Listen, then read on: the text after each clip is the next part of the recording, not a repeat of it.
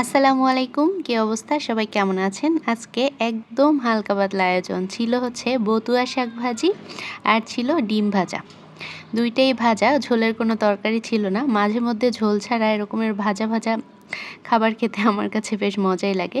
বতুয়া শাকটা শীতের সময় বেশি পাওয়া যায় আর এই শাকটা অনেক বেশি মজা। অন্য সময় এই শাকটা খুব বেশি পাওয়া যায় না, শীতকালীন শাক বলা যায় এটাকে। আগে যখন গ্রামে থাকতাম খুব ভোরে উঠে মানে সরিষা ক্ষেত, তারপর হচ্ছে ডাল ক্ষেতের মধ্যে দেখতাম এরকমের বতুয়া শাক, আর শাকগুলোর উপরে কুয়াশা পড়ে থাকতো। মনে হতো যে চিকচিক করছে বালুকণার মতো, খুব সুন্দর লাগতো দেখতে। আর এই শাকটা কিন্তু পাতাটা বালু বালু একটা, কিন্তু খেতে দারুণ একটা মজা লাগে আমার কাছে এই শাক। গ্রামে থাকলে অনেক বেশি খাওয়া হয়েছে, ঢাকাতেও অনেক বেশি পাওয়া যায়, যদিও এই শীতের সময় পাওয়া যায়, অন্য সময় আমি খুব বেশি দেখিনি। আশমিরা হচ্ছে খেলা করছিল, তাই ওর দিকে তাকিয়ে তাকিয়ে হাসছিলাম। ও কি করছিল জানেন? ও হচ্ছে খাটের যে উপরের ডিজাইনটা আছে সেটা দেখি একটা কাপড় দিয়ে মুছতেছিল।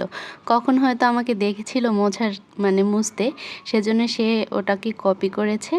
তাকিয়ে তাকিয়ে দেখছিলাম যে সে হচ্ছে খাটের পায়াগুলো খুব সুন্দরভাবে মুছতেছে। ছোট বাচ্চা আর কি, কীভাবে মুছবে বলেন? আর ও হচ্ছে বেশিরভাগ সময় আমি যেটা করি সেটাই আমাকে ফলো করে। ধন্যবাদ সবাইকে।